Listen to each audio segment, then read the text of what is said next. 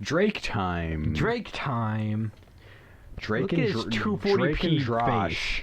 Drake and Josh. Drake Bell. Oh my gosh! Oh my is- gosh!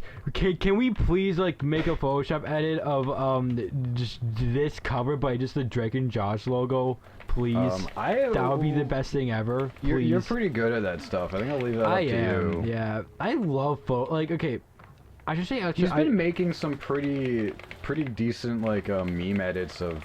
Well, he did a.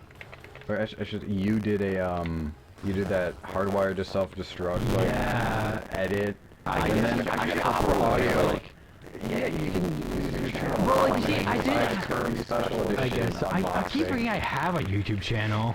Yeah, me too. I'm just like, I literally just have I just have the short film up there. But anyway, and then he also just showed me for class he did a edit. Why do I keep saying he? Like, I'm talking like the audience, like the audience is an actual being or something.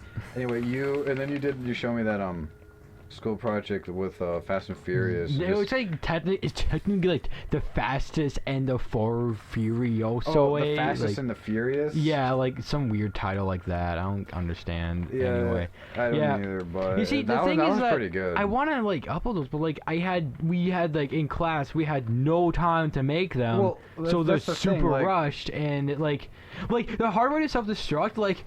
The next 4 minutes is just distorted, like, but like, that's it. That's the rest of the 4 minutes straight of that. And so it's just not. I don't know. I'm not really proud of it. I guess. You're in a high school class. I'm in a college course dedicated to this whole stuff. Yeah. So, but even then, I don't have that much time. I have a week to do, most things. 2 weeks to do some, and I didn't start the stopwatch again. Nope, I had to do it again. Well, I remember doing it. I think there's like 3 steps, and I think there's 2. Anyway, yeah. So like I did a like documentary where I kind of chopped up an interview I did with my uncle about family heritage, and then I presented it in class, and there was a mistake, like, because you know like documentaries they'll pan, or like when they'll cut to like a relevant document or picture. Yeah. It was the one that I forgot to put in the proper placement. So it came like 30 seconds too early, and I literally just said like, that's a mistake, that came too early, that's a mistake. Which sucked, because it was like, I'm gonna go back and re-edit that, even though I already turned it in. Yeah. Because like my family wants to see it. Yeah. So I'm not gonna just say, here's a mediocre thing. You can't just do that with like, an important video like that. No, because it's gonna be the most bite-sized, digestible documentation of this stuff. Yeah. Like, because he has tons of documents on the family. Right. And so, besides the family tree, this is the most digestible, like, history. And like, it's not even that, because the second half of the video, of like the 8-minute video, is just stories, like the 2 interesting stories. So it's really just like 4 minutes of a general history.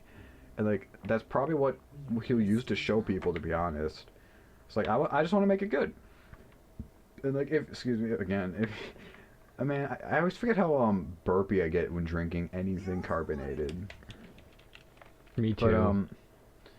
But yeah, just make like if you want.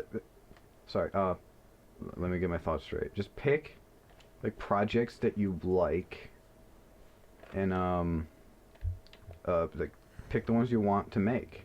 Like, you don't have to just finish every project, but like if you want to continue the hardwired audio edit, then just continue it. Yeah. Like, just in your spare time, instead of watching like a YouTube video, just do it. Like that's how I got through 2 Ori games in like 2 weeks, because I'm just like, instead of watching YouTube, I'm gonna play Ori. And like, I'm so glad I did, because I've been wanting to play the sequel for so long, and I finally got to play it. Yeah, and like, man, the ending to that game. Oh, is it at least worth playing? Because like, so far. My freaking. Okay, because so far, like, okay, like I played the first game, and okay, it was good, Like, it wasn't, like, outstanding or breathtaking or anything to me. Like, it was just a good game. Like, that's all I thought of it. Oh yeah, the doors cracked open the whole time. Awesome. That's immersion breaking. Anyway. But yeah, like, it was okay. And so, like, I was kind of like, I'm a bit hesitant of playing the sequel, because, like, I enjoyed the first one, but it took me, like, an hour or two to start actually enjoying it. Which doesn't make sense, because, like, I binged it. It was so fun. Like, I couldn't put it down. I didn't want to. Like, I'm just like, I should work on homework. Oh, I've been playing for 3 hours. I might as well keep going. Like, I prefer the first game. But that's also coming from a guy who likes Metroidvanias. You are still getting into them. The second game is longer. I actually had to look up a walkthrough for a part. Just one part, and it was just because of, like, my brain, like, I'm not, my brain isn't good with figuring out Metroidvania puzzles sometimes. So, like, it was just one thing that, I wouldn't say it was obvious, but it's something I could have figured out on my own. It's just my brain didn't think of that solution. Like, it was blocked somehow. So, like, it technically was harder, I guess is my point. Yeah, it's longer, but, like, it's just a bigger game. Like, there's just more in it. It's not longer just because it's a bigger map. Like, yeah, it is a bigger map, but there's also more to do. There's, they add actual NPCs, so you can do actual side quests. So, like, there's this one side quest where you keep, it's like the, trophy, you keep, you get something, or you give something to someone and they give you something back, and you keep, it's called hand to hand. You just keep trading objects with people until someone gives you something. So, like the Bigoron sword side quest from Ocarina of Time? Right, and it gives you, what it does is it gives you the locations of every secret on the map, whether you've been to that area or not. Cool. But and you don't get it till the end game, so it's not like, so if you don't like that kind of help in a Metroidvania, you don't have to pick it, because it's an optional side quest. But if you want 100% it before you finish the game, because it's pretty much right before the end of the game, you can do that. You can go back before you finish the game and get everything. I won't 100% the sequel, but I probably will go back and do the first game, because, like, that one's just short and sweet. I'm already, like, pretty close. But, like, how big of a fan were you on the storytelling of the first one? And, like, we can go into spoilers if you want. Okay.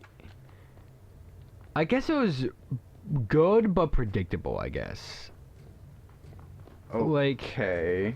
Because, like, nothing really shocked and awed me, I guess, like, with the story. It wasn't, like, so beautiful and emotional. Like, it wasn't that much to me, but, like, it was still a good story. Like, I still played to see what would happen, you know?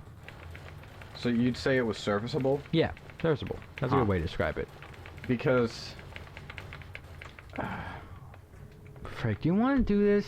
I'm tired. Sure. I'm tired. I want to stop.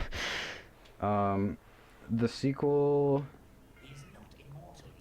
I heard these nuts. These nuts immortal. Got him.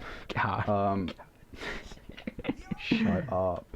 You're among us. You're the imposter. I know. I am the imposter. From among us. Shut up. I'm trying to talk about a beautiful game here. Yeah, I just need to break up for a second. It's... For being... It's like the same amount of story in a longer game. Because they can give you, like, tiny little tidbits with the with the characters. So, like, as far as cutscenes go, you know, it still has the booming voice that'll cut in occasionally and tell you something. Oh, I forget you have to press A in this game. It still has the main cast from the first game. But it's just... Was the first story at least touching to you? Like in a way. Like, even you found it would you say it was like tropey or?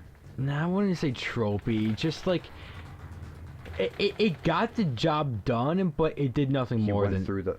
Yep. Ah, You can. can't do it with this game. He just Well, I guess I don't have to. go.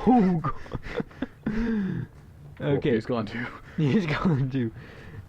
Oh my god! They just keep coming. Ooh, I need that. Shoot. Okay, it 'Cause- was like. Okay, wait. What was the question again? Forgot. Okay, we'll end the ore discussion and then we'll end the episode. So. This game's so distracting. I know. Can Okay. he hear us? So if you thought the first game story was serviceable, I think the dang it, I think the second game story. It starts off the same quality. The ending is an ending you've seen before, and its impact is entirely character focused. Like, it touched me because I liked the characters and the world that has been built up over the last 2 games. But I know you're a guy who likes solid conclusions. This is a solid conclusion. There is not going to be a sequel. Nice. At least Oh, with thank Ori. you. At least with Ori, like it's kind of like Uncharted 4. It just ends that character's Nice. story. If they do a sequel, it's not going to be related to him, unless it's a prequel or something. That's what I love about Bioshock so much. Like, Bioshock is so self-contained. Even though I didn't like it, I can appreciate that. not only is it so self-contained, like they were able to make a sequel. They're able to make a sequel, not a good one, but like a sequel. But then with Bioshock Infinite, like they just made a really clever way of bringing it full circle. I can't go back. Like to where you can just like it is it's an actual circle. All right, we said we'd talk about Ori and then end the episode. Okay, yeah, we'll so end this is the going a bit- episode. I don't know, because I started it late, so I actually don't know how long this has been going.